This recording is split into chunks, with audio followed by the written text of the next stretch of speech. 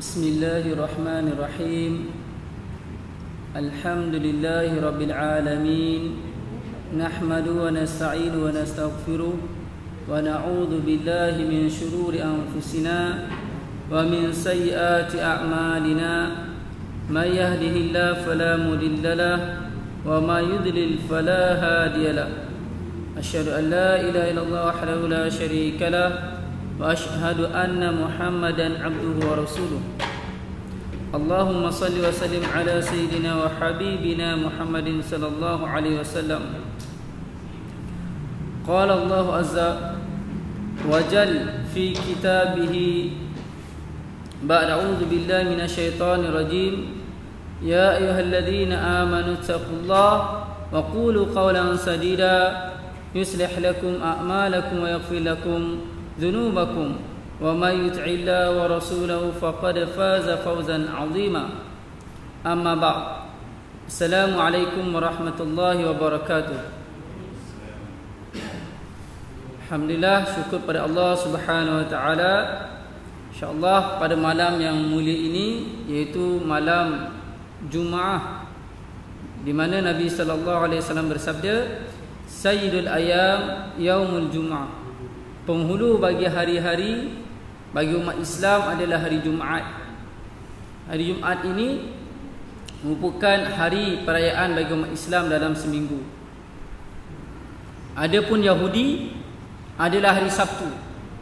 Sebagaimana Allah sebut dalam Quran, "Walaqad alimtumul ladina tadaw minkum fis sabt, faqulna lahum kunu qiradatan khasiin." Sebagaimana kamu telah mengetahui, Bani Israel telah mengingkari perjanjian mereka dengan Allah Azza wa Jal, di mana pada hari Sabtu mereka berjanji kepada Allah Subhanahu wa taala untuk mengabdikan diri kepada Allah, lalu mereka melanggar, mereka bekerja dan lalai daripada mengabdikan diri kepada Allah Azza wa Jal. Lalu Allah kata, kunu qiradatan khasiin, lalu kamu jadilah kera beruk yang hina. Ini adalah balasan kepada Bani Israel. Adapun umat Islam, Allah berikan kemuliaan, menjadi perayaan bagi umat Islam adalah hari Jumaat. Alhamdulillah, insya-Allah kita sambung pengajian kita dalam kitab Bulughul Maram yang dikarang oleh Ibnu Hajar Al-Asqalani. Kita dah sampai babul ghusli wa hukmil junub. Bab pada menyatakan mengenai hukum hakam mandi dan hukum orang yang berjunub. Hadis yang pertama, qala musannif an Abi Sa'id Al-Khudri radhiyallahu anhu qala qala Rasulullah sallallahu alaihi wasallam al-ma'u minal ma', rawahu Muslim wa asluhu fil Bukhari. Maksudnya diriwayatkan daripada sahabat Nabi sallallahu alaihi wasallam bernama Abi Sa'id Al-Khudri radhiyallahu anhu, katanya telah bersabda Rasulullah sallallahu alaihi wasallam, air itu daripada air, iaitu mandi hadas itu dari bab keluar mani. Maksudnya hadis ini Nabi sallallahu alaihi wasallam menerangkan al-ma, iaitulah mandi hadas ataupun mandi wajib, minal ma, disebabkan keluarnya air mani. Hadis ini dapat kita fahami di mana Allah Subhanahu wa taala mensyariatkan kepada umat Islam wajib mandi hadas, mandi junub. Sebagaimana Allah Subhanahu wa taala firman dalam surah Al-Maidah ayat yang ke-6, Ya ayyuhalladzina amanu idza kumtum ila shalah faghsilu wujuhakum wa aydikum ilal marafiq wamsahu bi ru'usikum wa arjulakum ilal ka'bain wa in kuntum junuban fatahharu. Wahai orang beriman, apabila kamu hendak menunaikan solat, mendirikan solat, hendaklah kamu basuh wajah kamu dan basuh kedua tangan kamu sampai ke siku, dan sapulah kepala kamu dan basuhlah kaki kamu. Sekiranya kamu dalam keadaan junub, hendaklah kamu suci, tahir. Fatahharu, hendaklah suci. Maka ijma' ulama menyatakan mandi wajib, kalau orang Melayu panggil mandi wajib, Sebab mandi junub, kita panggil mandi wajib. Kalau bahasa Arab dia tak faham. Mandi wajib, ghusl wajib dia susah nak faham. Yang difaham ghuslul janabah, mandi junub. Jadi mandi junub ini adalah hukumnya wajib berdasarkan dalil tadi. Hadis ini kalau kita faham mafhum mukhalaf ataupun kita faham hadis ini seolah-olah menggambarkan sedemikian, iaitu orang yang jima keluar air mani wajib mandi. Sebab Nabi sebut al-ma'u, mandi wajib, minal ma', sebab keluar air mani. Seolah-olah hadis ini menggambarkan kalau jima tak keluar air mani tak mandi wajib, tak wajib mandi. Seolah-olah hadis ini sebegitu. Sebenarnya hadis ini adalah hadis peringkat awal pada permulaan Islam, dan hadis ini dipegang oleh beberapa sahabat dan tabi'in. Termasuklah diriwayatkan oleh Imam Bukhari ketika ditanya kepada Uthman bin Affan, maka dia menyatakan Rasulullah sallallahu alaihi wasallam menyuruh apabila seseorang itu jima lalu tidak keluar air mani, bila jima tak keluar air mani, lalu Nabi sallallahu alaihi wasallam sebut yatawadda kama yatawaddau lis-solah wa yaghsilu dzakarahu, hendaklah kamu berwudu sebagaimana kamu berwudu untuk solat, dan hendaklah basuh kemaluannya. Hadis ini pada permulaan Islam. Setelah itu dinasakkan, dipinda, sebagaimana dinyatakan jamhur ulama oleh As-Sana'ani, dan begitulah dalam kitab dalam mazhab Imam Syafi'i. Hadis ini telah dimansukh, dipinda. Dipinda oleh hadis mana? Hadis yang kedua kita baca nanti. Di bawah tu. Hadis bawah yang kita akan baca ini, hadis yang kedua ini meminda hadis yang kita baca pertama. Ibn Hajar Al-Asqalani, kenapa dia meletakkan hadis yang telah dimansukhkan? Kenapa dia meletak hadis yang telah dipinda? Untuk membuktikan, untuk mengajar kepada kita, di sana ada riwayat yang sahih seumpama ini, Imam Muslim dan Imam Bukhari. Hadis ini adalah hadis sahih, diriwayat dalam kitab Sahih Bukhari dan Sahih Muslim. Akan tetapi hukumnya dah tak ada. Dalam Islam kita kena tahu, bukan asalkan Al-Quran, asalkan hadis kita berpegang. Tak. Di sana ada hukum hakam yang perlu kita ketahui, iaitulah yang dinamakan nasikh wa mansukh. Syarat kepada mujtahid sebagaimana disebut dalam kitab Ar-Risalah oleh Imam Syafi'i dan kitab-kitab usulul fiqh dalam mazhab Syafi'i, dan termasuklah kitab yang dikarang oleh Dr. Abdul Karim Zaidan, iaitu Al-Wajiz, meletakkan syarat mujtahid, orang yang layak nak mengeluarkan fatwa, mengeluarkan ijtihad, mestilah tahu ulumul Quran, termasuklah nasakh wa mansukh, hukum hakam yang dipinda, yang meminda, kena tahu. Kerana kalau kita kata, Ustaz, saya nak pegang dengan Al-Quran, apa je Al-Quran sebut saya nak ikut semua. Jangan tuan-tuan. Kerana di sana ada ayat yang telah dipinda. Contoh ayat yang dipinda, hukum arak. Pada permulaan Allah sebut ada 3 peringkat hukum arak. Yang pertama sekali Allah menyatakan arak itu ada baik dan ada buruk. Sebagaimana didatangi oleh kepada Rasulullah, ditanya kepada Rasulullah tentang arak, lalu Allah turunkan wahyu. Yas'alunaka 'anil khamri wal maisir qul fihima ismun kabir. Apabila ditanya kepada kamu wahai Muhammad tentang arak dan judi, katakanlah kedua-dua itu, arak dan judi itu adalah dosa. Ismun, adanya keburukan dan adanya manfaat kepada manusia. Dalam ayat ini tak mengharamkan lagi arak, cuma menyatakan adanya buruk dan adanya baik arak itu. Setelah itu Umar Al-Khattab berdoa kepada Allah, Allahumma bayyin lana fil khamr hukman syafiya atau kama qala. Ya Allah, terangilah kepada kami, jelaslah kepada kami hukum arak ini dengan sejelas-jelasnya. Setelah itu berlaku sahabat mabuk. Tengah mabuk pergi semayang. Tengah semayang baca surah Qul ya ayyuhal kafirun. Sepatutnya la a'budu ma ta'budun, dibuang la.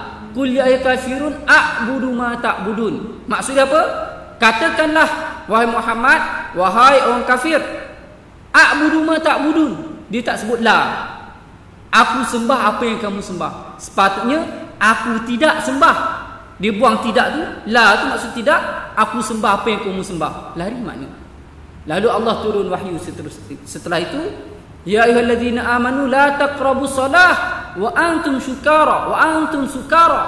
Wahai orang beriman, jangan kamu menghampiri solat ketika kamu dalam keadaan mabuk. Ayat ini haram ketika solat sahaja. Kalau macam sekarang lepas main isyak, bolehlah teguk arak 2-3 kontainer pun tak apa. Sebab apa? Subuh panjang lagi. Nak sampai ke subuh dah sedar dah. Pada peringkat awalnya, sahabat ada sebagian muslimin, mereka masih minum lagi arak. Sampailah Umar meminta kepada Allah doa lagi, lalu Allah turun ayat innamal khamru wal maisiru wa ansabu wa azlamu rijsun min amali syaitan fajtanibuhu la'allakum tuflihun. Sesungguhnya arak dan judi, bahala, tilik nasib adalah amalan syaitan najis, jauhi daripadanya. Moga-moga kamu berjaya. Setelah ayat ini turun, ayat ini meminda ayat-ayat sebelum tadi. Jadi kita kata saya nak ikut Quran, kita pun jumpa ayat tadi, ya ayyuhalladzina amanu la taqrabus salah wa antum sukara. Wahai orang beriman, jangan kamu menghampiri solat ketika kamu mabuk. Maksudnya kalau kami sembahyang luar pada waktu solat, bolehlah. Ya memang boleh, ayat itu boleh. Tapi hukumnya telah dipinda. Telah dinasahkan. Termasuklah hukum tentang harta pusaka. Dah dipinda. Contohnya pada peringkat permulaan awal Islam, sebagaimana disebut oleh Ibnu Katsir dalam tafsir Al-Quranul Azim. Tafsir Al-Quran Azim menyebut ayat yang mana Allah SWT firman, idza hadara ahadakumul maut in taraka khairanil wasiyatu lil walidaini wal aqrabina bil ma'ruf. Apabila seseorang kamu menghampiri kematian, maka wajib menulis wasiat untuk bil wasiyati lil walidaini, wasiat idza hadara ahadakumul maut in taraka khairanil wasiyatu lil walidaini wal aqrabin. Wasiat kepada ibu bapa, kaum kerabat yang terdekat dengan yang baik. Jadi sebelum mati kena buat wasiat. Tengah-tengah sakit tu wajib buat wasiat. Jadi semasa itu belum lagi ada hukum faraid, tak ditetapkan lagi. Setelah itu turunlah sebagaimana disebut oleh dalam kitab At-Taqdir oleh Asy-Syaukani. Dalam kitab tafsir dia menyebut ayat turun setelah itu ialah ayat mawarith, iaitulah ayat surah An-Nisa, yusikumullahu fi auladikum lidzakari mislu hadzil unsayain. Diwajibkan ke atas kamu bagi anak harta pusaka, anak lelaki dapat 2, anak perempuan dapat 1. Dan hingga ila akhir ayat, sehinggalah akhir ayat itu cerita tentang kadar ibu dapat berapa, isteri dapat berapa, suami dapat apa. Ayat ini meminda ayat hukum yang pertama. Jadi hukum wasiat telah dipinda. Wasiat untuk waris terbatal dengan ayat tadi, kecuali mendapat redha daripada waris. Dan wasiat pula tidak boleh melebihi 1/3 daripada harta dia, kecuali mendapat persetujuan daripada ahli waris. Menjadi hukum. Dan ayat tadi telah dipinda. termasuklah hadis ini. Hadis ini telah dipinda oleh hadis yang bawah ini. Berarti hadis ini sudah tidak dipakai lagi hukumnya.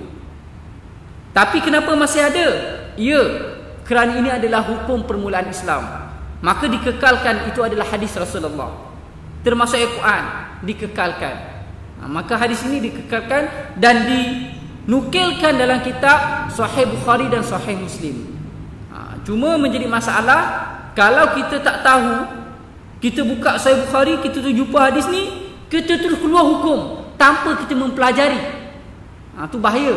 Bila kita belajar tanpa tok guru, akan kita menyatakan hadis ni menyebut keluar air mani baru wajib mandi. Tak keluar air mani tak perlu mandi.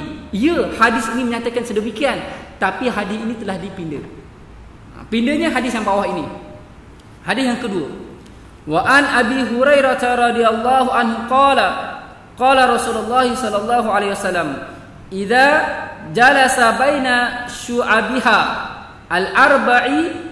al-arba'ati jahadaha faqad wajabal ghuslu." Muttafaqun alaih. Wa zada Muslim wa illam yunzil. Maksudnya diriwayatkan daripada Abu Hurairah radhiyallahu anhu, telah bersabda Rasulullah sallallahu alaihi wasallam apabila ia duduk di antara cawangan-cawangannya. Maksud dia, ulama menyatakan syu'abiha arba'ati maksudnya adalah di antara dua fakhidaiha, dua kakinya, iaitu lutut, betis, dan di antara dua tangannya. Maksudnya kinayah, kiasan kepada jima'. Maksudnya apabila seorang tu jima'. Wajahadaha, yang empat kemudian bersungguh-sungguh mengerjakannya, maka wajib atasnya mandi. Maksudnya dikeluarkan oleh Bukhari dan Muslim. Dan Muslim menambah pada riwayatnya, dan jika tiada keluar air mani sekalipun. Hadis ini jelas menyatakan apabila seseorang itu jima', syu'abiha al-arba'iti maksudnya kinayah kepada jima'. Apabila seorang tu jima', walaupun tak keluar air mani, wajib dia mandi. Imam Muslim menyebut wa illam yunzil, walaupun tak keluar air mani. Hadis ini telah meminda hadis atas tadi. Hadis atas tadi menyatakan kena keluar air mani. Kalau tak keluar air mani, tak wajib mandi.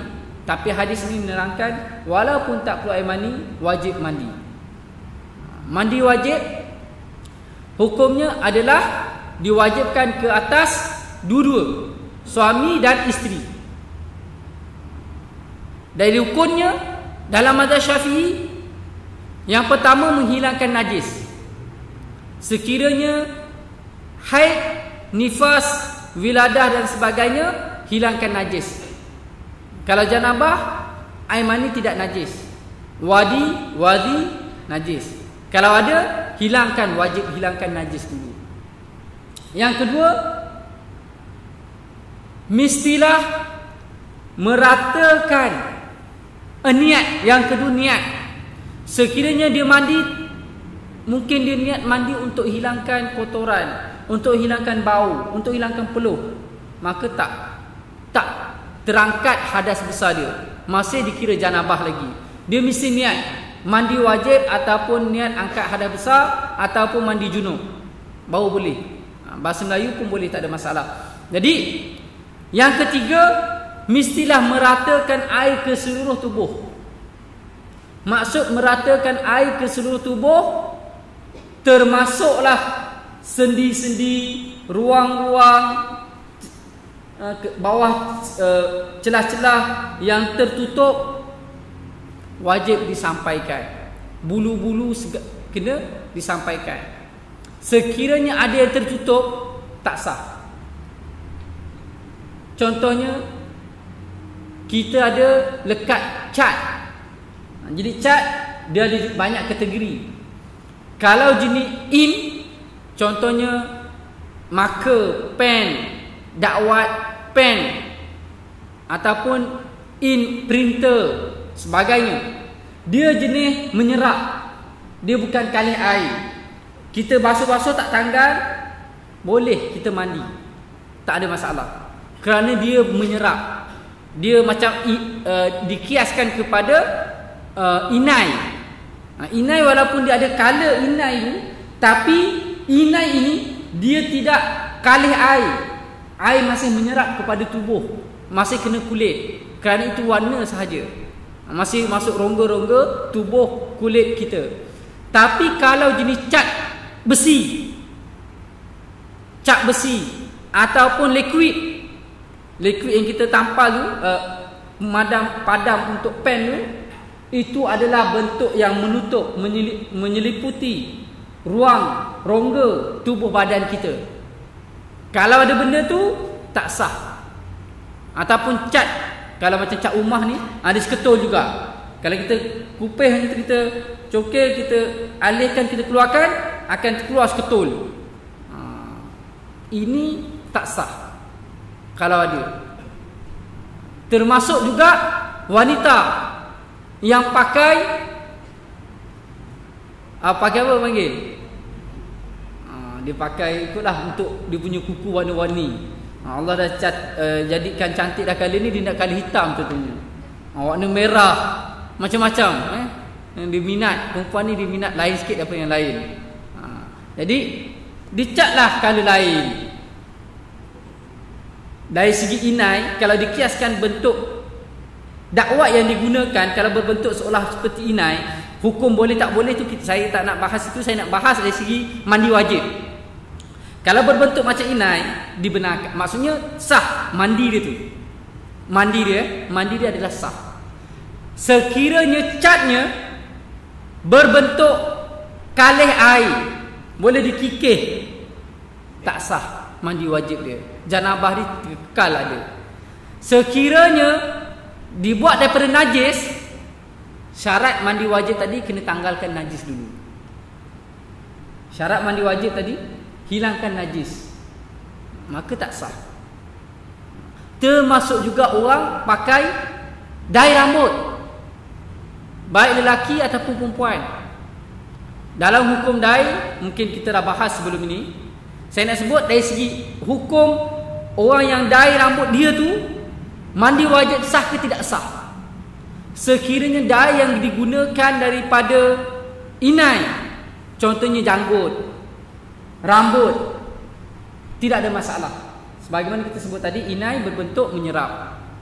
Tapi kalau dia menggunakan dai yang jenis mungkin berbentuk kalih, dia spray jadi keras, berbentuk yang menyeliputi dan kalih air, Allah lah, mungkin ada satu jenis cat, di spray ke cat macam mana, cat kereta di spray rambut dia ke, mana tahu dia nak benda yang lain daripada yang lain. Zaman sekarang ni pelik-pelik. Bila macam tu, mandi wajib, rambut dia tidak basah air, hukumnya tidak sah. Itu kena jaga. Termasuk juga orang yang menutup ataupun pakai tatu, buat tatu. Tatu sama ada in dia tu dibuat daripada benda halal ataupun benda haram, maksudnya najis. Kalau najis, syarat mandi wajib mesti hilangkan najis, maka itu adalah najis.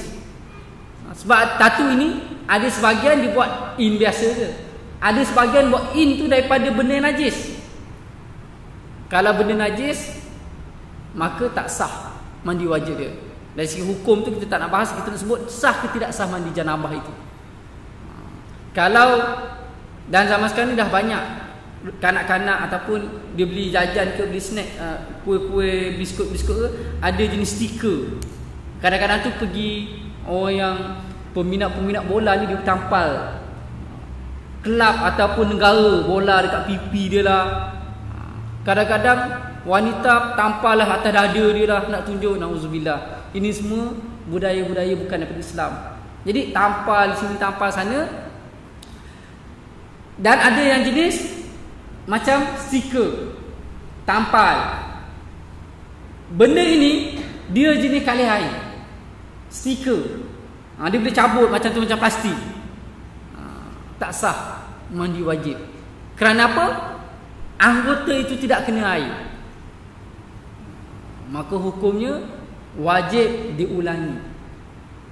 Itu kena perhati. Sebelum mandi, pastikan tubuh badan kita ni jangan ada benda yang menutup, supaya kita mandi kesemuanya kena. Ada soalan? Ada? Okay.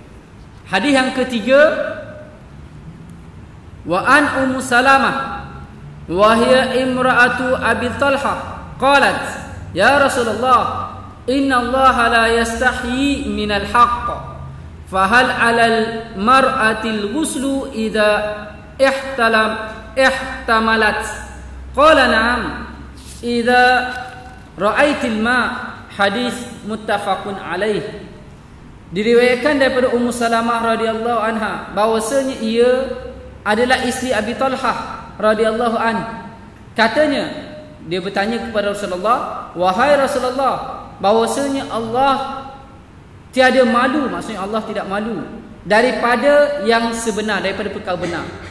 Maka adakah wajib atas perempuan apabila perempuan itu mandi junub apabila mimpi bersetubuh? Sabda Rasulullah, bahkan wajib mandi apabila melihat ia akan air mani-nya keluar. Hadis ini yang pertama sekali menceritakan adab seorang wanita muslimah menanyakan tentang hukum kepada Rasulullah.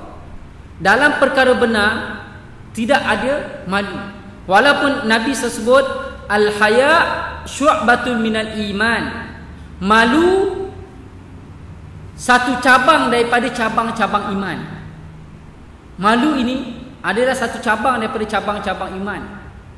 Jadi wanita ini sinonim dikaitkan dengan sifat malu. Biasa kalau wanita ni sifat malu ni sinonim dia adalah sebati dengan wanita. Kalau laki biasanya jarang. Biasa lelaki ni disinonim dengan berani, gagah, hebat. Kalau lelaki pemalu, agak lain sikit orang pandang. Tapi di sana dalam sifat malu ada dua. Satu dipanggil malu yang terpuji, ada satu lagi malu terkeji.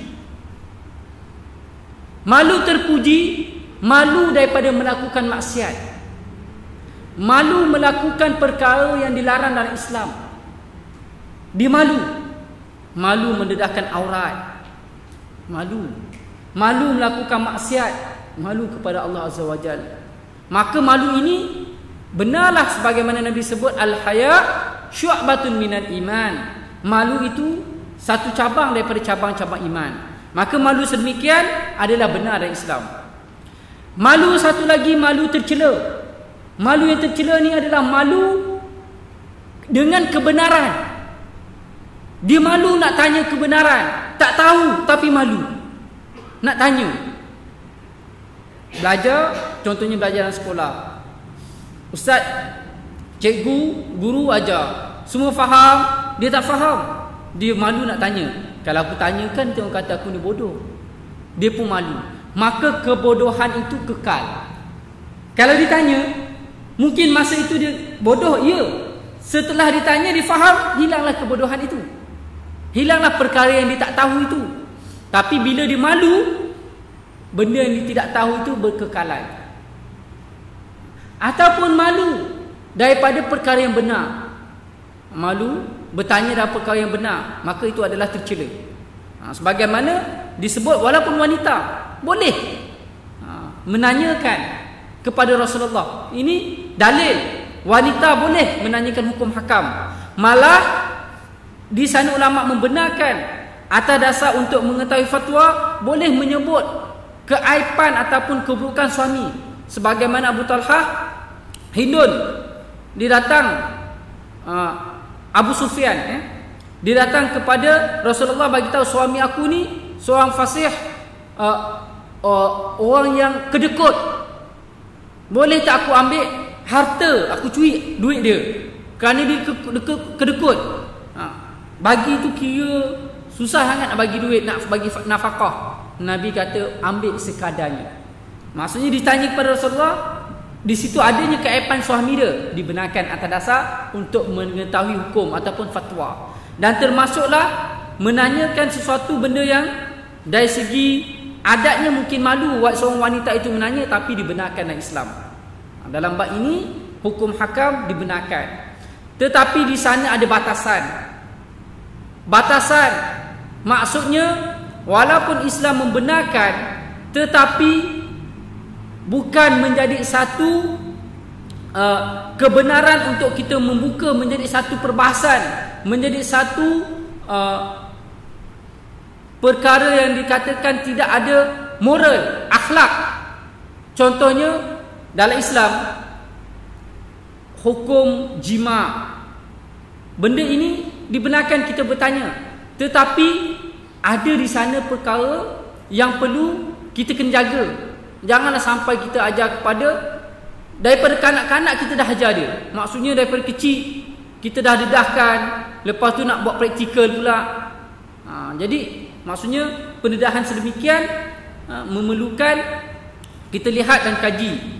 Dalam Islam ada perkara yang dibenarkan, termasuklah perkara menanyakan perkara hal dan rumah tangga. Jadi Ummu Salamah menanyakan kepada Rasulullah tentang tidur mimpi. Jadi tidur mimpi, orang lelaki tidur mimpi, orang perempuan pun tidur mimpi juga. Dalam mimpi dia, orang lelaki berjima, orang perempuan boleh pun mimpi berjima juga. Dan mimpi ini ada hadis Nabi sebut, orang mimpi jima ini biasanya talbih syaitan, gangguan syaitan. Maksudnya syaitan akan mengganggu. Itu adalah gangguan syaitan.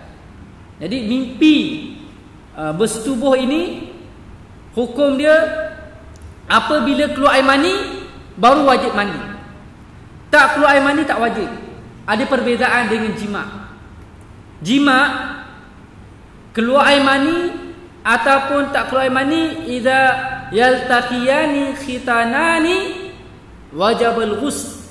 Apabila bertemu dua khatan, iaitu zakar lelaki dan perempuan, maka wajiblah mandi. Wajib mandi. Ini jima. Adapun tidur mimpi, walaupun dia mimpi jima macam mana pun, dia kena tengok keluar tak air mani. Kalau tak keluar air mani, tak wajib mandi. Walaupun dalam mimpi tu dia keluar air mani berulang-ulang kali, bila dia tengok kat luar tak ada air mani, tak wajib mandi. Kalau dia keluar air mani, barulah wajib mandi. Ini perbezaan di antara mimpi dengan jima. Jima dalam mimpi dengan jima betul-betul. Dalam Imam Syafi'i menyebut al-janabah indal Arab, di sisi orang Arab, merangkumi orang yang memasukkan zakar dia ke dalam faraj, sebagaimana zina. Asalkan memasukkan zakat, ulama membahaskan ni hukum memasukkan zakar, hilang dia punya habash, dipanggil tempat kepala dia tu. Bila masuk je tenggelam yang tu, maka wajibul ghusl, wajiblah mandi, dan wajibul had, wajiblah hukum hudud. Itu dari segi. Adapun jima dalam mimpi, tak.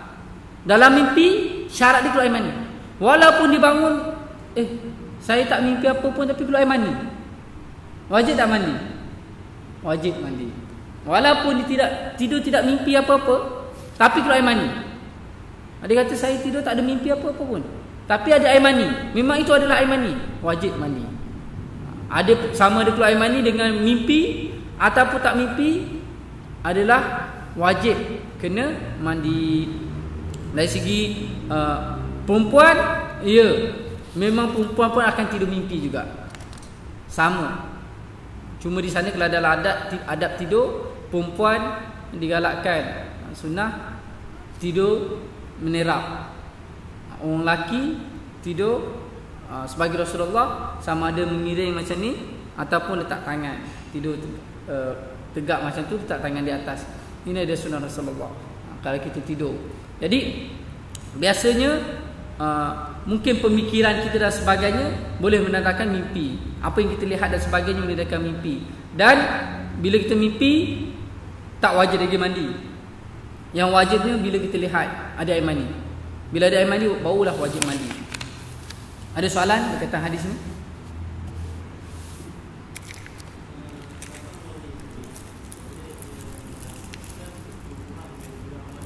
Okey. Di waktu siang. Okey.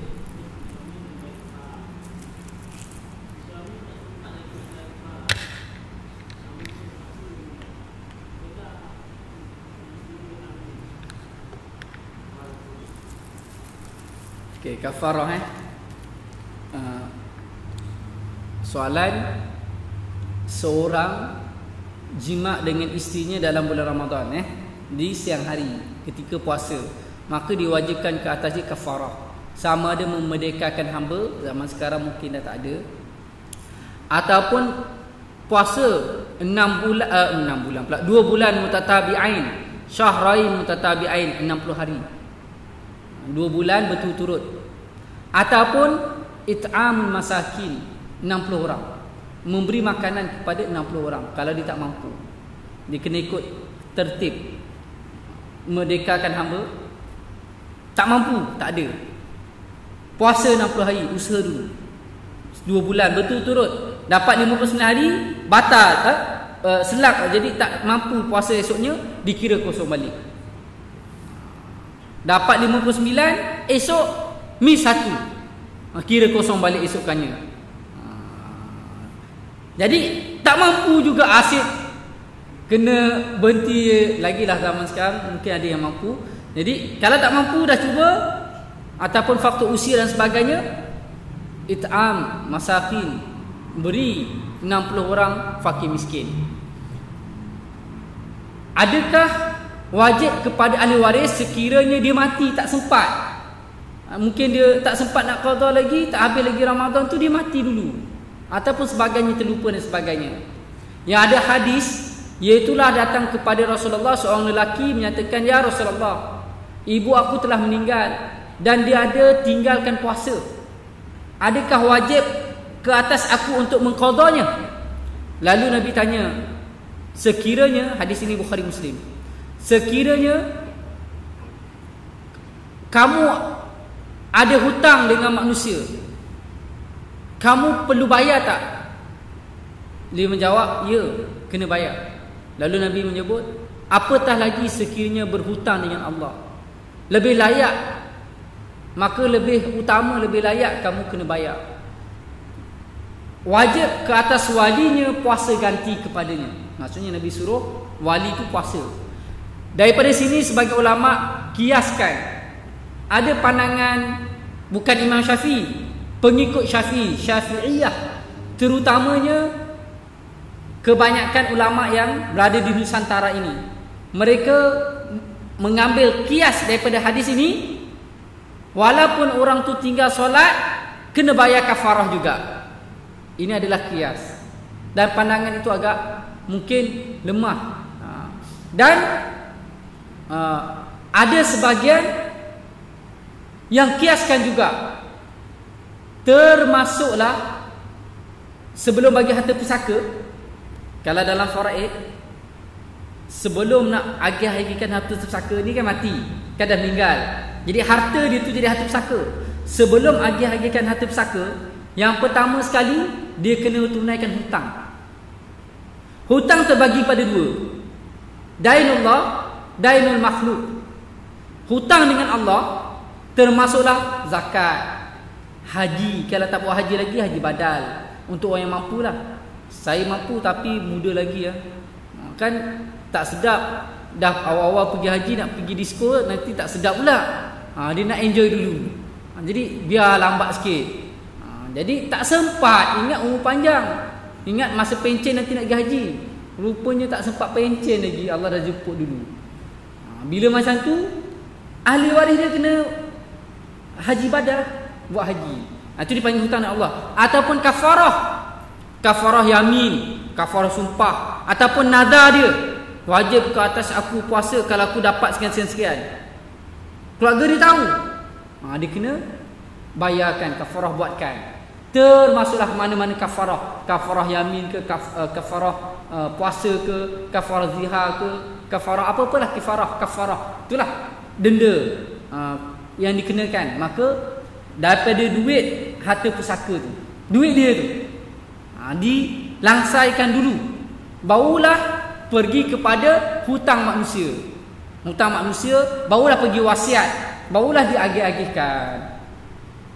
Kadang-kadang mati je seorang tu, belum mati lagi tengah baca Yasin, harta tu dah difaraidkan dah.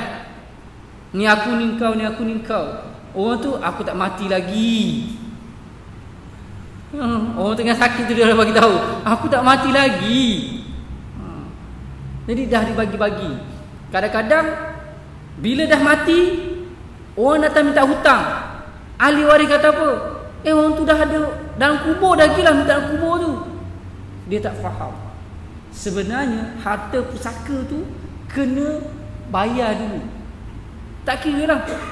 Kalau tu tak halalkan, si mati tu ada tinggalkan tanah, bayar. Sebab hak orang manusia, hak dia. Kalau tak bayar, tanah tu dibagi-bagikan kepada waris. Jenazah yang dalam kubur tu, mati esok, dia akan menanggung hutang. Orang yang hutang ini, dia akan tergantung. Tak masuk syurga akan tergantung. Jadi ini hutang dengan manusia. Maka hutang dengan Allah kenalah bayar. Kecuali Allah itu maha luas rahmatnya, kalau Allah hendak mengampun itu terserah pada Allah. Tapi dari segi hukum syaraknya, semua hutang dengan Allah mesti diselesaikan. Contohnya zakat, dia tak bayar, kena tolak daripada duit harta dia. Ataupun ahli waris melihat si mati tak ada harta, tak apalah, saya tolong bayarkan kafarah. Kafarah tadi tu dia bayarkan, tak apa, boleh. Isteri nak bayarkan, tak apa, duit dia. Tapi kalau duit si mati, mesti kena dalam tu hak dia. Kerana sebelum bagi harta pusaka, kena urusan hutang, wasiat, urusan jenazah, barulah diagihkan harta pusaka kepada waris. Harta pusaka kepada waris tu yang bawah sekali, setelah selesaikan yang tadi tu. Jadi kafarah tadi masuk dalam hutang tadi. Hutang kepada Allah perlu diselesaikan. Kalau tak diselesaikan, berhutang. Yang menjadi hutang, yang menjadi dipersoalkan nanti waris tu lah. Dia kena tahu hukum. Bukan semua tu mati dah tak ada hutang siapa-siapa dah, tak. Kena. Sebab itulah disunatkan dalam Quran, dalam ada satu surah namanya surah hutang. Bukan satu surah, saya silap. Satu ayat. Ayat dalam surah Al-Quran, ayat paling panjang sekali, iaitu surah dalam surah Al-Baqarah, juzuk yang terakhir sekali, juzuk muka surat yang sebelum amanah Rasul, ayat dain. Ya ayyuhallazina amanu idza tadayantum bidainin ila ajalin musamma faktubuh. Wahai orang beriman, apabila kamu berhutang dalam tempoh yang panjang, maka hendaklah menulis. Maka ulama dalam mazhab Syafi'i khususnya meletakkan sunat kita tulis. Kalau kita hutang dengan siapa-siapa, tulis. Hikmah dia apa? Kalau kita mati, anak kita, waris kita tengok, oh, dia ni ada hutang rupanya, jadi dia tolong bayarkan. Kalau kita tak tulis, kita mati, orang tak tahu. Jadi orang tu pula mungkin dah lupa.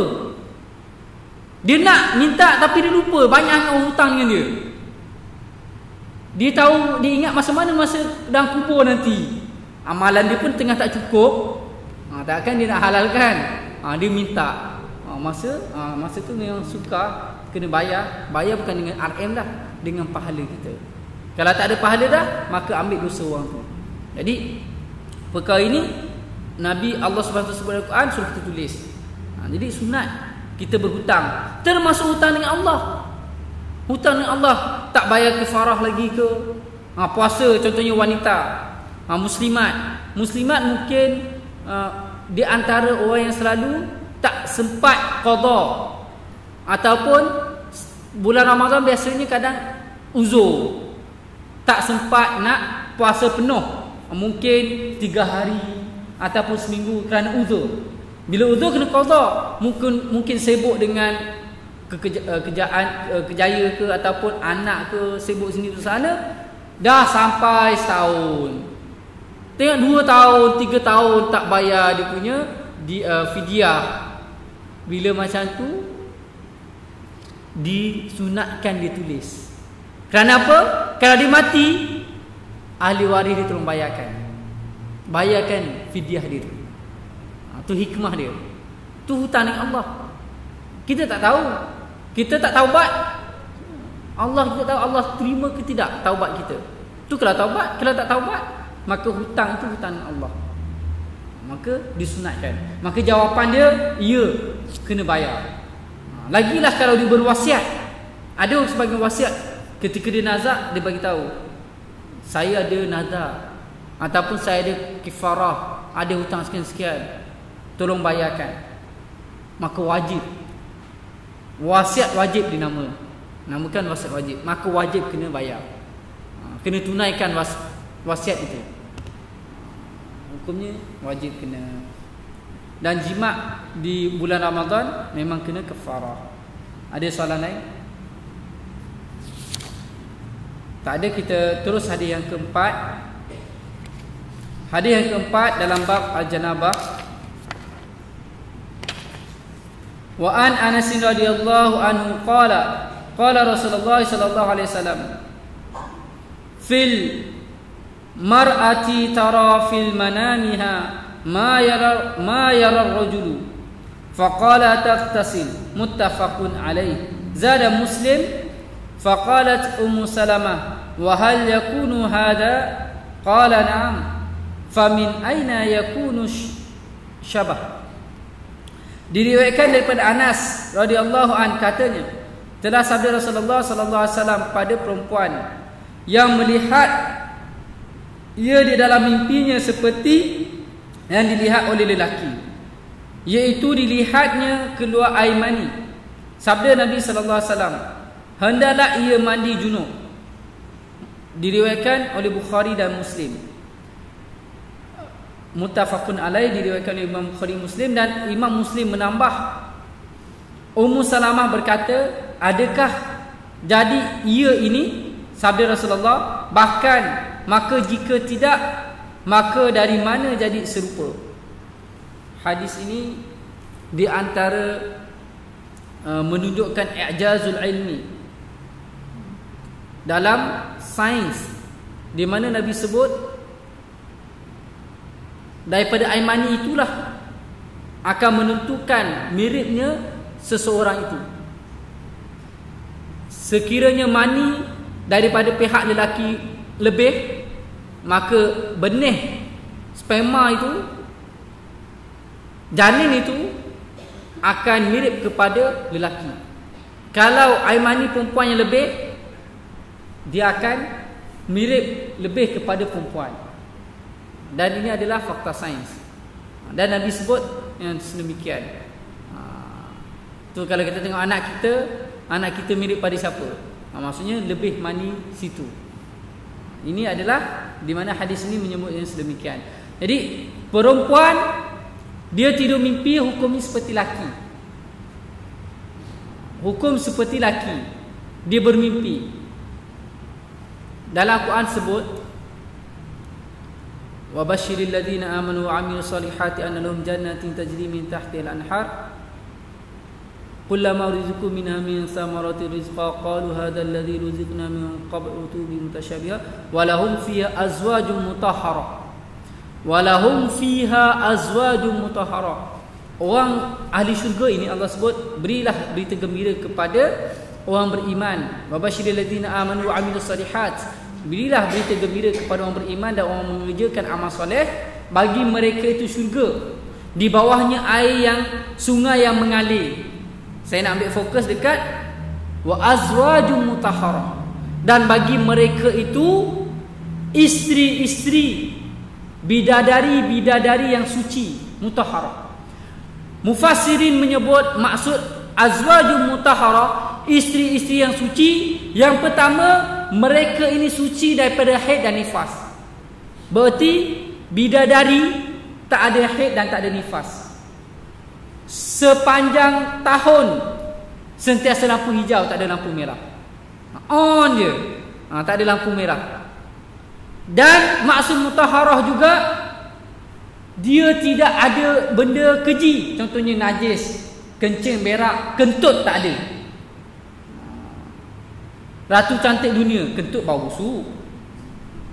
Tak ada, kentut wangi tak ada. Walaupun cantiknya macam mana pun, kentut je tetap bau busuk. Itu dunia.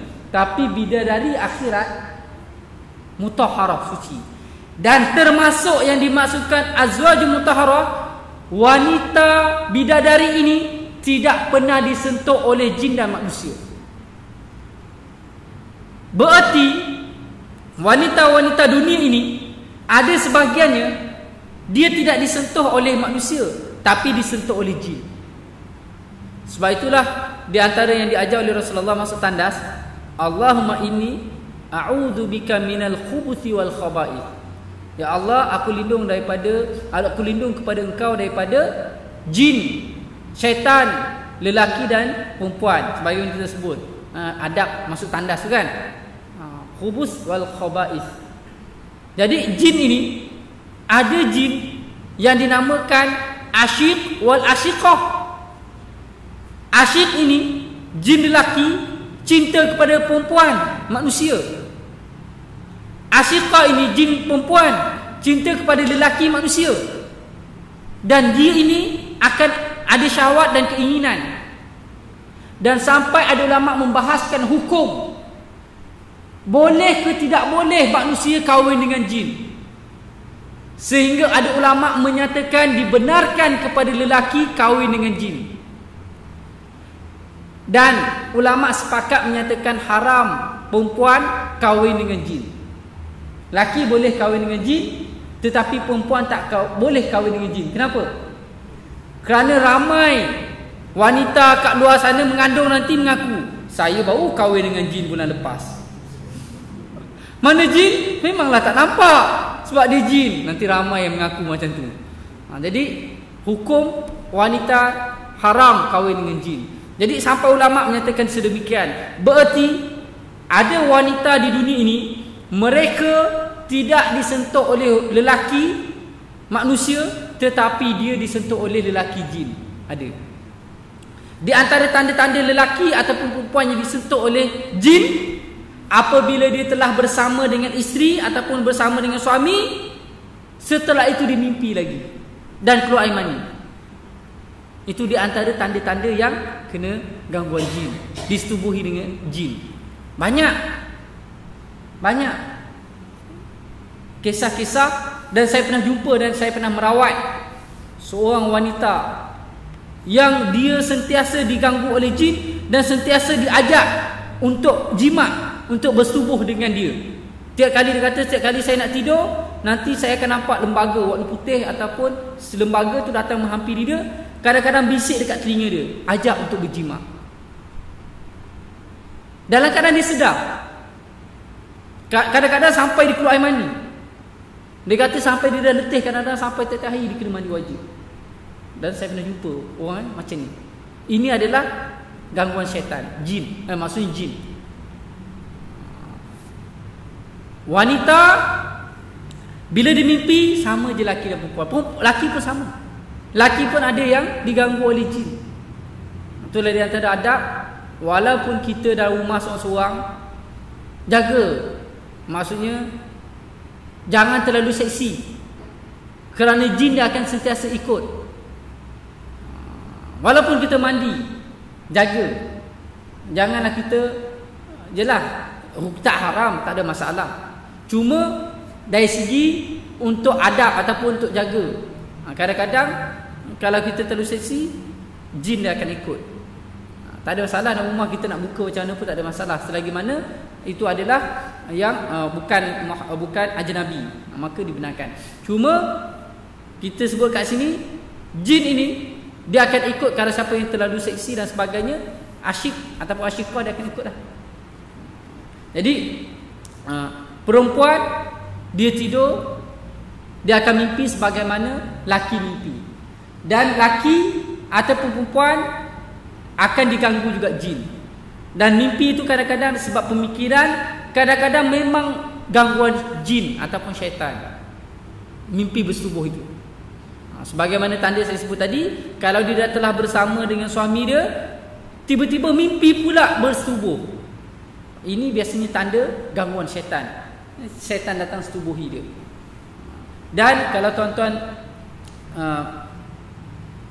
kita pernah digempakan satu buku, nama buku dia, dan diharamkan oleh Jabatan Agama, Seks Islam.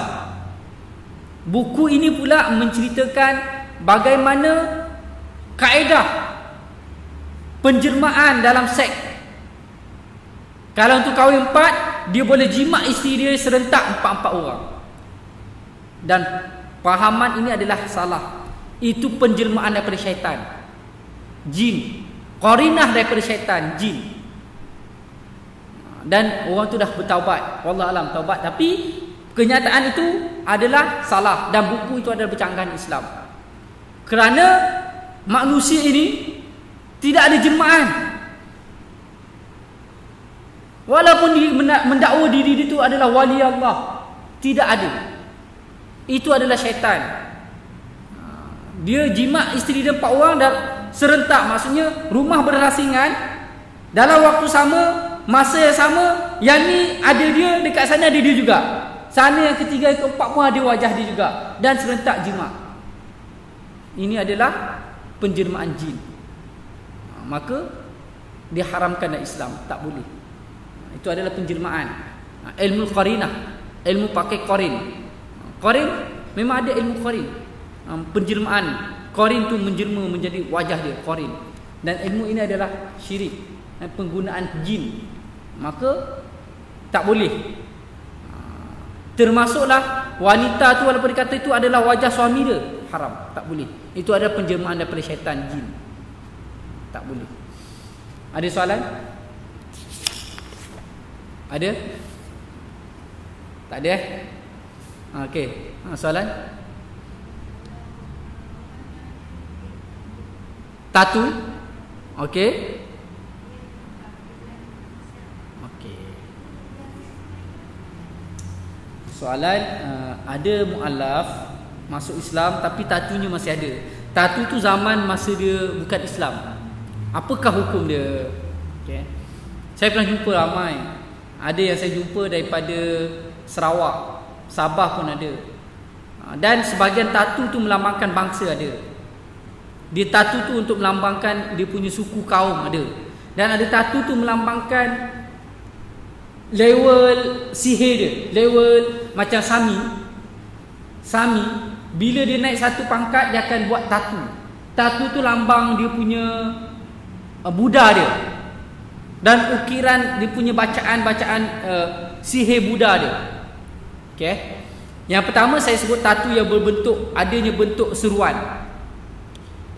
Bila ada tatu yang berbentuk seruan, zaman sekarang ni dah ada di Giant Plentong, kedai yang menghilangkan tatu dan menulis tatu. Ada. Kedai itu juga dia tulis tatu, kedai itu juga dia boleh menghilangkan tatu. Zaman sekarang dah ada teknologi itu. Cuma hilang dia mungkin 80%, 90%, macam tu, dia taklah 100%. Tapi ala kulli hal 70% ataupun 80% akan hilang. Jadi hukum dia di situ adanya cara, maka dia kena hilangkan. Kalaulah tatu berbentuk yang saya sebut tadi, sihir tadi, dia kena hilangkan. Kerana ada dah. Katakanlah kalau memang dah tak ada, tatu tu dibuat sistem macam mana Allah Alam, memang tak boleh hilang. Dan tatu tu pula dibuat zaman jahiliah dia, zaman bukan Islam, tak ada masalah, dimaafkan kerana dah ikhtiar, dimaafkan kerana itu adalah benda yang silam, benda yang sebelum Islam, maka diampunkan dosa dia. Itu lain. Tapi kalau selepas Islam itu lain. Jadi saya sebut tadi dah ada. Bila ada, kena ikhtiar lah. Kecuali dia dapat ikhtiar tak hilang juga, itu dimaafkan. Kalau dia tak ikhtiar saja, diminat, dibiarkan. Cuma dari segi uslub dakwah lain. Uslub dakwah, orang yang baru masuk Islam, kita tak boleh ajar seluruh bagi dia. Satu hari tu terus kena pakai serban, pakai kayu sugi, pegang tasbih. Kawan tu tak larat lah, tak nak masuk Islam lah. Kadang-kadang masuk Islam wajib kena khatan dulu. Maksudnya kalau Islam dulu boleh tak? Tak boleh, kena pergi khatan dulu. Contohnya itu menjadi, kita boleh peringkat, maksudnya maratib. Mungkin peringkat awal kenalkan Tuhan, tauhid dulu. Tapi kena ada mutabaah, follow up. Sentiasa ada peningkatan. Sebab itulah dia kena datang belajar saudara baru tu kan. Peningkat nanti sikit-sikit mengambil masa. Nanti barulah kita cadangkan dia. Dari segi hukumnya tatu tak boleh. Dan sekarang ni kita cadang lah. Macam tu peringkat berperingkat-peringkat. Dari segi hukumnya, selagi mana dia ikhtiar, ada cara, wajib dia usaha dulu. Hukum dia. Ada soalan lain? Tak ada. Saya rasa kita sampai hadis yang keempat. InsyaAllah minggu depan kita akan sambung pasal janabah dan juga mandi yang wajib. Termasuklah hukum hakam berkaitan tentang janabah. Boleh tak seorang yang dalam keadaan janabah membaca Al-Quran ataupun iktikaf dalam masjid ataupun sebagainya, menyentuh Al-Quran ataupun sebagainya? Hukum ini akan kita bahaskan minggu depan akan datang insya-Allah. Wabillahi taufiq wa hidayah. Assalamualaikum warahmatullahi wabarakatuh. Bismillahirrahmanirrahim. Alhamdulillahil alamin wassalatu wassalamu ala asyrafil anbiya salin wa ala alihi washabbihi ajmain. Allahumma faqihna fid din wa 'allimna fit ta'wil. Rabbana zalamna anfusana wa lam taghfir lana wa tarhamna lanakunanna minal khasirin. Rabbana atina fid dunya hasanah wa fil akhirati hasanah wa qina adzabannar. Wa sallallahu ala sayyidina Muhammad wa ala alihi washabbihi sallam. Alhamdulillah.